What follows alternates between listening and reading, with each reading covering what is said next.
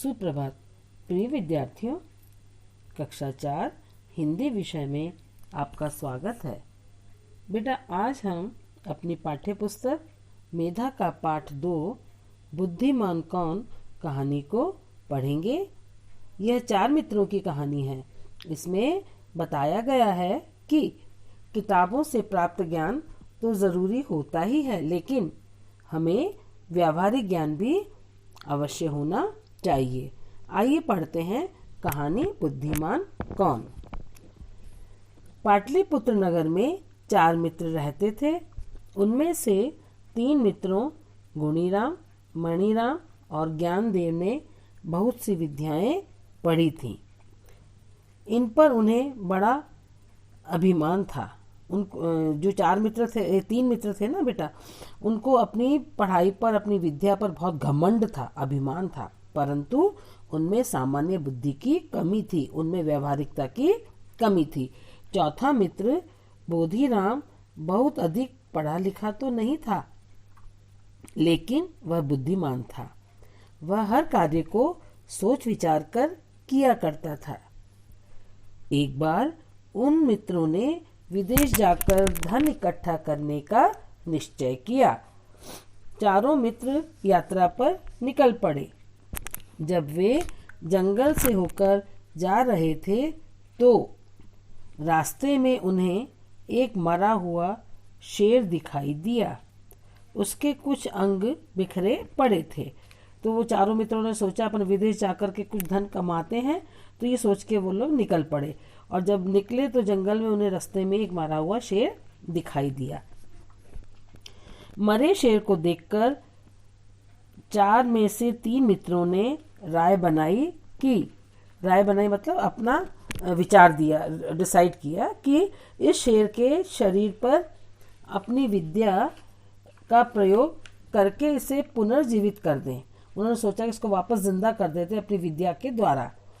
गुणीराम ने अस्थियों को सही क्रम दिया, मतलब सीक्वेंस में जमा दिया। उसने अस्थियां मैंने हड्डियां, और पुनर्जीवित मैंने वापस जिंदा करना।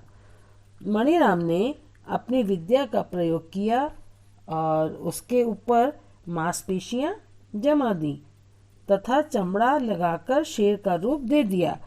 ज्ञानदेव उसमें प्राण डालने के लिए तैयार हो गया। तभी बोधिराम ने कहा, ठहरो, ऐसा मत करो। तुम लोग अपनी विद्या के प्रभाव से शेर को जीवित कर रहे हो, पर कुछ तो विचार करो कि इसका परिणाम क्या होगा। वह शेर जीवित होते ही हम सबको मारकर खा जाएगा। तो बेटा, यहाँ तक हमने इसका भाग 1 पढ़ लिया है। बाकी का भाग 2 अपन कल पढ़ेंगे, और इतने हिस्से का इस भाग 1 की अपन पुनरावृत्ति करेंगे कुछ प्रश्नोत्तर के माध्यम से। 4 मित्र कहाँ रहते थे? 4 मित्र पाटलिपुत्र नगर में रहते थे। 3 मित्रों के नाम क्या थे? 3 मित्रों के नाम थे गुणीराम, मणिराम और ज्ञानदेव। और चौथे मित्र का नाम क्या था? चौथे मित्र का नाम था बोधिराम। चारों मित्र यात्रा पर क्यों निकल पड़े? चारों मित्र यात्रा पर धन इकट्ठा करने के लिए निकल पड़े। जंगल में उन्हें क्या दिखाई दिया? जंगल में उन्हें एक मरा हुआ शेर दिखाई दिया। 3 मित्रों ने क्या राय बनाई?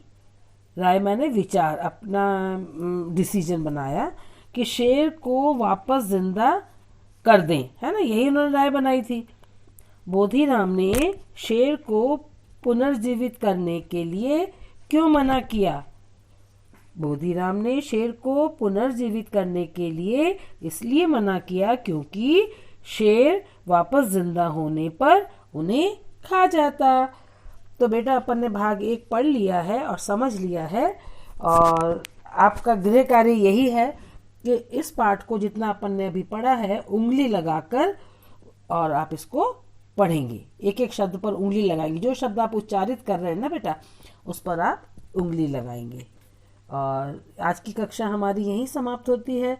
कल हम इसका भाग 2 पढ़ेंगे। धन्यवाद।